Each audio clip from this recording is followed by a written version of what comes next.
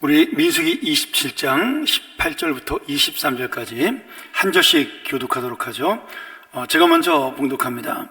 여호와께서 모세에게 이르시되 눈의 아들 여호수아는 그 안에 영이 머무는 자니 너는 데려다가 그에게 안수하고 그를 제사장 엘르아살과 온 회중 앞에 세우고 그들의 목전에서 그에게 위탁하여 내 존귀를 그에게 돌려 이스라엘 자손의 온 회중을 그에게 복종하게 하라. 그는 제사장 엘르아살 앞에 설 것이요 엘르아살은 그를 위하여 우림의 판결로서 여호와 앞에 물을 것이며 그와 온 이스라엘 자손 곧 온 회중은 엘르아살의 말을 따라 나가며 들어올 것이니라. 모세가 여호와께서 자기에게 명령하신 대로 하여 여호수아를 데려다가 제사장 엘르아살과 온 회중 앞에 세우고 그에게 안수하여 위탁하되 여호와께서 모세에게 명령하신 대로 행하였더라. 아멘.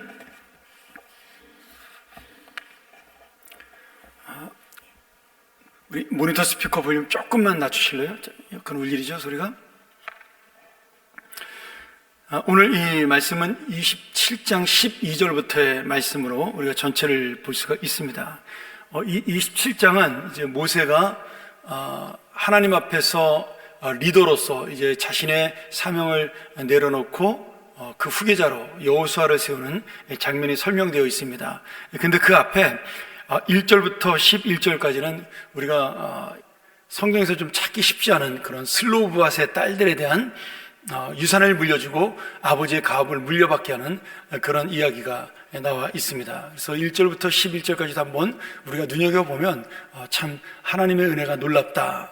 지금 아들이 없는 슬로브앗이라는 사람의 딸 5이 아버지가 죽고 난 다음에 그 가업을 이을 아들이 없자 그 가업을 자기들이 딸들이지만 있겠다라고 말씀할 때 하나님께서 그 말씀을 들어주시고 딸들이라도 아버지의 가업을 이을 수 있게 하는 그런 장면이 설명되고 있습니다. 오늘 이런 말씀을 통해서 하나님께서 우리에게 주시는 은혜가 정말 모든 사람에게 공평하게 임하고 그리고 하나님은 차별 없으신 분이라는 사실을 우리가 볼 수 있는 거죠. 그리고 그 차별 없는 하나님의 은혜가 오늘 또 모세를 물러나게 하고 여호수아를 세우는 장면으로 이어지고 있습니다. 우리가 예전에 봤지만 민수기 20장에 기록된 무리바 사건이 있습니다. 이스라엘 백성이 물이 없어 고통당하는 장면이 그 광야에서 3번 정도 성경에 기록되어 있는데 첫 번째는 마라라는 지역에서 그곳에 이제 물이 있었지만 쓴물이 나왔죠. 그래서 그 물을 독한 쓴물을 하나님께서 단물로 바꿔주는 마라의 기적을 일으켜 주셨습니다. 그리고 나오는 기적이 바로 무리바에 2번이나 반석에서 물이 나오게 하는 기적입니다. 한 번은 하나님께서 모세를 시켜서 이스라엘 백성에게 이 물을 허락하시는 그 하나님의 놀라운 은혜의 장면이고요. 민수기 20장에 나온 장면은 모세가 이제 막바지의 그 어떤 광야 생활 속에서 날마다 불평하고 원망하는 이스라엘 백성에게 본인도 좀 실망을 하고 그리고 많이 낙심해서 그만 실수하는 그런 장면이 나오는 내용이죠. 이스라엘 백성이 원망하면서 물이 없다라고 우리가 목말라 죽겠다라고 그렇게 불평했을 때 그리고 그들이 애굽으로 가는 것이 낫겠다라고 불평했을 때 모세가 그 말을 듣고 하나님에게 이제 그 물을 달라고 요청하지만 하나님께서 물을 주시라고 말로 명령하라 그랬는데 모세의 마음속에 감정이 있어서 바위로 2번이나 감정적으로 그 지팡이로 바위를 침으로 거기서 물이 쏟아나게 하는 그런 기적이 일어나게 됩니다. 그러나 기적은 일어났지만 하나님께서 모세의 그 중심에 있었던 마음, 다시 말하면 이스라엘 백성을 향한 실망과 그런 어떤 낙심이라 그럴까요? 그 마음을 보시고 하나님이 네가 나의 영광을 드러내지 못했으므로 너는 가나안 땅에 들어가지 못한다라고 하나님이 책망을 하시는 그런 모습을 볼 수가 있습니다. 지금 모세가 단순히 말로 명령하라는 것을 지팡이로 2번 쳤다고 해서 하나님이 모세에게 그런 심판을 또는 정죄를 한 것이 아닙니다. 모세의 마음속에 어떤 마음이 있었냐면 이 이스라엘 백성 이렇게 수십 년 동안 하나님의 은혜를 받고 살았지만 지금 여전히 믿음으로 하나님을 바라보지 못하는 이 백성들은 가나안 땅에 들어갈 자격이 되지 못한다. 이렇게 그 마음속에 생각을 하게 된 것입니다. 그러니까 지금 이스라엘 백성들이 가나안 땅에 들어가고 안 들어가고의 결정을 누가 내린 거냐면 모세 자신이 인간적인 감정과 판단으로 내린 거예요. 그래서 하나님께서는 이 모세를 책망함으로 인해서 지금 가나안 땅에 들어갈 수 있는 그 은혜, 다시 말하면 상징적으로는 우리가 그것을 천국에 들어갈 수 있는 은혜라고 말씀하고 있는 거죠. 그 은혜를 하나님의 은혜로만 들어갈 수 있다. 우리의 공로나 우리의 능력이 아니라 오직 하나님께서 주시는 그러한 은혜와 사랑으로 들어갈 수 있다는 사실을 보여주기 위해서 하나님은 모세의 그 불신앙, 가나안 땅에 들어가지 못한다라고 이스라엘 백성을 정죄했던 그 마음을 하나님은 책망하시면서 너는 너의 고백대로, 너의 믿음대로 가나안 땅에 들어가지 못한다라고 그렇게 말씀하고 있는 겁니다. 민수기 20장 자체는 그런 설명이 자세히 나타나지 않지만 우리가 오늘 나오는 이 27장과 그리고 신명기에 나오는 모세가 느보산에 올라가서 죽는 장면을 보면서 충분히 우리가 그런 하나님의 어떤 은혜와 마음을 이해할 수가 있는 겁니다. 오늘 우리가 여기서 깨달아야 될 것은 하나님의 어떤 약속이라는 것은 결국 우리의 능력이 아니라 하나님의 언약과 하나님의 은혜로 이루어진다는 사실입니다. 모세 자신에게는 가나안 땅에 들어가지 못한다는 이 놀라운 현실이 얼마나 충격적이었겠어요. 40년 동안 이스라엘 백성을 이끌었는데 결국 자신은 못 들어간다는 그 말을 들었을 때 아마 그 마음속에는 굉장한 충격과 그리고 아픔이 있었을 것입니다. 그렇지만 더 중요한 것은 지금 하나님의 언약이 어떻게 이루어지고 하나님의 그 어떤 역사가 우리를 통하여 이루어진다는 사실을 보여주시기 위한 하나님의 목적이 훨씬 더 중요하기 때문에 오히려 이 모세를 책망하고 모세를 가나안 땅에 들어가지 못하게 함으로 하나님의 영광은 더 크게 나타날 수 있게 만들어 주신 거죠. 어쩌면 모세가 가나안 땅에 들어가지 못하는 것은 개인의 불행으로 끝나는 것은 아니었습니다. 지금 끝까지 이 이스라엘 백성을 인도해야 될 모세가 들어가지 못한다는 그런 말을 들음으로 인해서 아마도 그 이스라엘 백성 전체 그 신앙 공동체가 야 그럼 우리는 이제 누구의 인도를 받고 들어가야 되냐, 우리는 이제 누구를 믿고 가나안 땅에 입성을 해야 되냐, 아마 그런 고민들이 있었을 것입니다. 그런데 지금 그렇게 생각을 하고 있는 이스라엘 백성들 자체, 그것이 바로 불신이라는 사실을 하나님께서 말씀하고 있는 거예요. 지금까지 너희를 인도하신 분은 하나님이시고 너희를 살리신 분도 하나님이시고 그리고 마지막까지 가나안 땅에 들어가게 하실 분도 하나님이시다. 이 가나안 땅을 목전에 두고 지금 하나님께서는 이스라엘 백성들에게 이 모세를 가나안 땅에 들어가지 못하게 하는 그런 말씀을 하심으로 이스라엘 백성이 이제는 진짜 하나님만 붙들 수 있는, 모세를 의지했던 마음까지도 내려놓을 수 있는 그런 은혜를 하나님은 보여주시고 있는 겁니다. 그런데 우리가 이 말씀 앞에서 또 하나 놀라운 것은 모세의 태도예요. 그 말씀을 듣고 모세가 실망하거나 낙심하지 아니하고 그 말을 순종함으로 받아들이고 이미 자기가 오래전부터 준비해놨던 자신의 후계자 여호수아를 하나님의 지도자로 세우는 장면이 나오는 모습입니다. 그가 이 여호수아를 온 회중과 하나님 앞에 세우고 자신의 모든 맡은 사명과 자신의 책무와 리더십을 그에게 위탁하는 내용이 오늘 본문에 나오는데 모세는 지금 어떤 마음으로 그것을 했겠어요? 인간의 어떤 개인적인 감정으로는 참으로 아프고 힘든 그런 상황이지만 지금 모세 자신도 자신이 세워진 목적을 알고 있는 겁니다.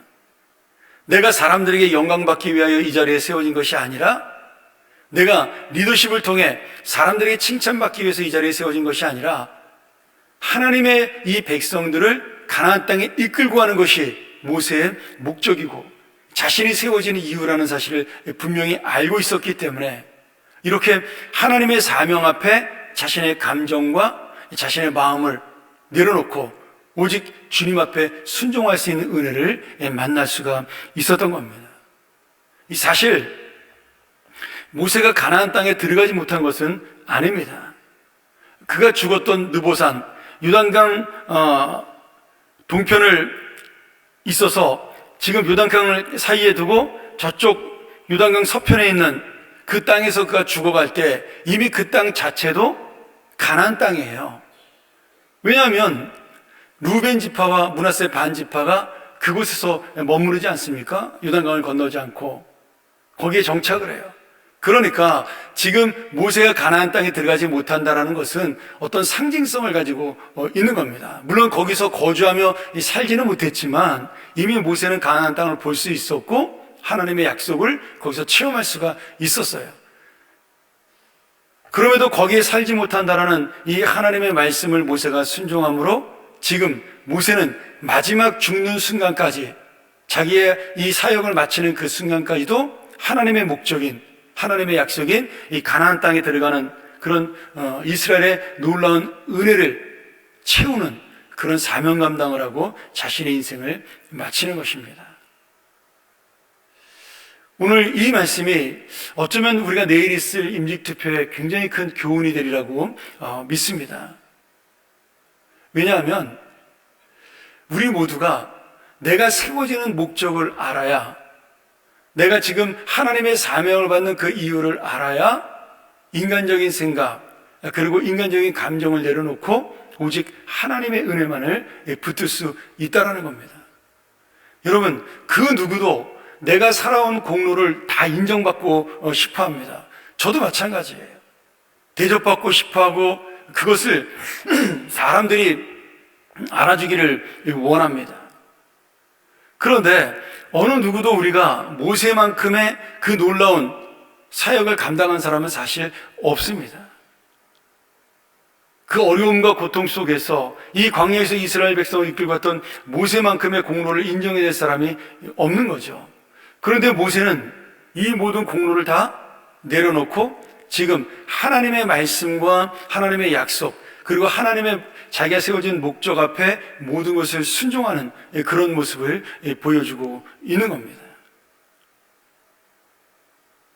오늘 우리가 받은 사명의 목적이 무엇일까요? 나는 죽고 예수가 사는 것입니다. 내가 예수 그리스도의 생명을 힘입어서 이제 다시 사는 자가 되었습니다. 그러니 갈라디아 2장 20절에 말씀하신 것처럼 이제 내가 사는 것은 예수 안에 사는 것이요 예수님을 위해 사는 것이다. 나는 이미 죽었다라고 고백하고 있는 거죠. 그러니 이제부터 내가 살아갈 목적이 예수를 위한 것이고 나머지 나의 모든 삶은 예수님이 주신 영생의 삶으로 받은 덤이라면 내가 받은 사명 역시도 마찬가지입니다. 거기에는 나의 공로나 나의 영광이나 사람들에게 받는 인정이나 그런 것들이 아니라 오직 나를 통하여 주님의 일이 어떻게 이루어지고 있는가를 내가 항상 놓치지 않고 바라보고 사는 것, 그것이 바로 사명받은 자의 목적이죠.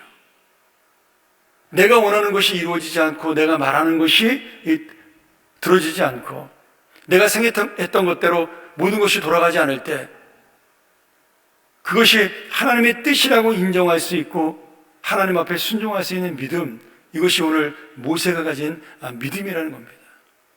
오늘 우리 중에 그 누구도 모세보다 서운한 사람이 없고 우리 중에 그 누구도 모세보다 이 공로를 인정받을 만한 사람이 없습니다. 그런데 모세가 하나님의 사명 앞에서 자기의 모든 소원들을 내려놓고 오직 주님이 원하시는 그런 뜻을 향하여 순종하고 희생했다면 우리는 더더욱 그 앞에 내려놓고 하나님 앞에 나가야 할 것입니다. 말씀을 정리하죠. 오늘 여러분, 이 교회가 공동체, 하나님의 공동체의 어떤 모델로서 또 약속의 백성으로 우리가 계속해서 더 나은 교회로 나가기 위한 이 방법이 우리가 두 가지를 생각할 수가 있어요. 우리 이 교회를 희생한 모든 선배들, 이 교회를 희생했던 모든 어른들은 그것이 내 공로가 아니라 하나님의 은혜라는 사실을 깨닫고 감사하면서 지금 여호수아에게 모든 것을 물려주고 위탁한다라고 말했던 모세처럼 내가 언제든지 물러날 수 있어야 한다는 거죠. 여러분, 모세가 능력이 없어 물러난 것이 아니에요. 건강하지 않아서 물러난 것이 아닙니다. 그는 120살이 되었어도 눈이 흐리지 아니하였다라고 말씀하고 있어요. 그 말은 몸과 마음, 정신이 다 건강했다는 뜻이에요. 그러나 그는 그 모든 것을 여호수아에게 물려주고 자신의 리더십을 내려놓았습니다. 그리고 느보산에 올라가서 사라졌죠. 시신을 찾을 수 없을 만큼 그는 백성들에게 잊혀진 존재가 되었습니다. 그 잊혀진 존재가 된 모세가 사라지고 여호수아가 세워졌을 때 이스라엘 백성은 가나안 땅에 입성하는 그런 열매를 맺을 수가 있게 된 것입니다. 오늘 우리가 이 말씀을 다시 한번 기억하면서 우리가 이 교회가 나가는 하나님의 방법은 바로 이렇게 우리가 후배들을 믿고 우리의 자녀들을 믿고 이 교회가 그들이 이끌어 나갈 수 있도록 준비하고 우리의 것을 내려놓는 것입니다. 또 하나는 여호수아가 이 모세의 리더십을 이어받아서 많은 사람들이 걱정했고 여호수아 자신도 그것 때문에 하나님 앞에 엎드렸지만 결국 하나님께서는 여호수아를 사용하셔서 모세가 이루지 못했던 가나안 정복을 완성시켜 주십니다. 그 말씀은 뭡니까? 사람의 능력이 아니라 하나님의 은혜가 임할 때 그 일이 이루어진다라는 거예요. 내가 물러나고 내가 무너지면 이 교회가 안 될 것처럼, 이 나라가 안 될 것처럼, 이 사회가 안 될 것처럼 생각하는 것이 어마어마한 교만이고 어마어마한 착각이라는 거예요. 우리들보다 젊은 세대가 훨씬 더 잘할 수 있고 더 뛰어나고 더 앞서 나갑니다. 우리가 주님의 일을 하다 보면 익숙해지고 잘해지면서 내가 더 잘하고 내가 가장 잘할 것이라고 생각을 합니다. 그건 여러분뿐 아니라 저도 마찬가지예요. 뭔가 부족해 보이고 후배들을 바라보고 있으면 뭔가 저보다는 낫지 못한 모습을 볼 수가 있어요. 그런데 막상 그 일을 맡겨보면 훨씬 더 열정적이고 훨씬 더 잘할 수 있다는 거예요. 어느 순간에 우리의 생각은 속된 말로 구닥다리가 되고 그리고 우리의 모든 했던 일들은 낡은 일이 되고 촌스러운 일이 될 수가 있다는 거죠. 그런데 나에게 익숙하기 때문에 내가 잘하기 때문에 그 일이 가장 좋아 보이고 가장 멋있어 보인다는 사실이에요. 근데 그게 오해라는 거죠. 여러분, 세상이 발전하는 것은 나이 든 사람들 때문에 발전하는 것이 아닙니다. 나이 드신 분들은 보존하고 유지하는 것이고 발전은 젊은이들이 시키는 거죠. 우리가 이것을 기억해야 오늘 모세의 희생을, 모세의 그 내려놓음을 우리가 이해할 수 있는 것입니다. 모세가 더 뛰어난 능력의 지도자인 것이 확실합니다. 그런데 하나님의 약속을 이룬 성취자는 여호수아였어요. 오늘 다시 한번 우리의 마음속에 그러한 내려놓음이 있을 수 있는 시간이 되길 소원합니다. 이건 제 기도 제목이기도 합니다. 인간적인 감정이나 생각이 아니라 정말 하나님의 이 모든 사명 때문에 내려놓을 수 있는 마음을 놓치지 않는 것. 저의 기도 제목이기도 한 것이죠. 오늘 우리가 이 말씀을 통해서 다시 한번 나보다 나은 사람이 있다는 것을 인정하고 또 하나님 앞에 귀한 사명을 받은 자들은 언제든지 내가 이 사명의 목적을 위해 부르심을 받았다는 사실을 놓치지 않냐는, 내가 아닌 주님을 바라보고 그 주님의 놀라우신 영광이 이루어지는 것을 바라보는 그런 귀한 하나님의 일꾼, 그리고 사람이 아니라 하나님의 칭찬하는 일꾼, 그래서 시간이 지날수록 그 말씀이 기억에 남고 세월이 지나도 사람들에게 모델이 되는 그런 놀라운 은혜, 모세처럼 살아가는 인생 되기를 주의 이름으로 간절히 축원합니다. 우리 함께 이 시간 이 말씀 통해서 기도하기를 원하는데요.